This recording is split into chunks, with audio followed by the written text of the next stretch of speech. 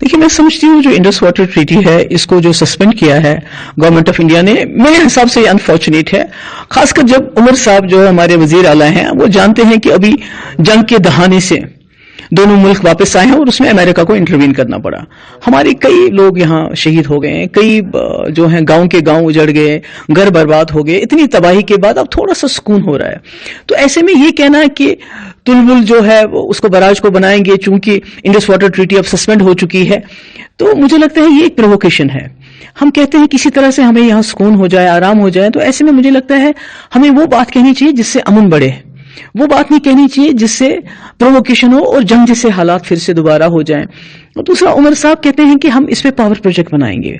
मगर उमर साहब भूल गए जब वो दिल्ली में बीजेपी में वजीर थे और फारूक साहब यहाँ के वजीर आला थे 2000 में, तो 7 पावर प्रोजेक्ट, 1 नहीं 2 नहीं 3 नहीं 7 पावर प्रोजेक्ट उस वक्त फारूक साहब ने दिल्ली को तोहफे में दे दिए मूंगफली के दाम।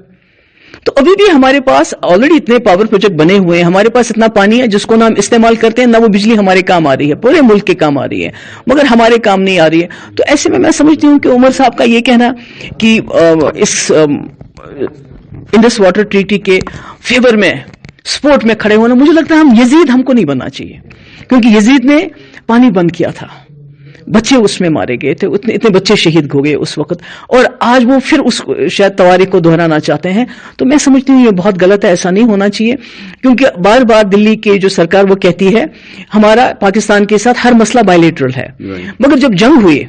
जिसमें फारूक साहब ने कहा कि बालाकोट से ज्यादा कुछ बढ़िया होना चाहिए, तो उससे बड़ा तो हो गया, बच्चे भी मर गए, औरतें मर गई, हमारे तबाही हो गई, मगर ट्रंप को इंटरवीन करना पड़ा। अगर ये दोबारा अब फिर जो इंडस वाटर ट्रीटी के ऊपर ये फिर से उसको बंद करते हैं, तो फिर जो दुनिया की ताकतें हैं, वर्ल्ड पावर लाइक ट्रंप फिर इंटरवीन करेगा। तो हमें दायरे से हम बाहर आ चुके हैं और आप पीस की बात कर रही हैं, आपको लग रहा है कि इशारा दोबारा से ये है कि हालात खराब हो?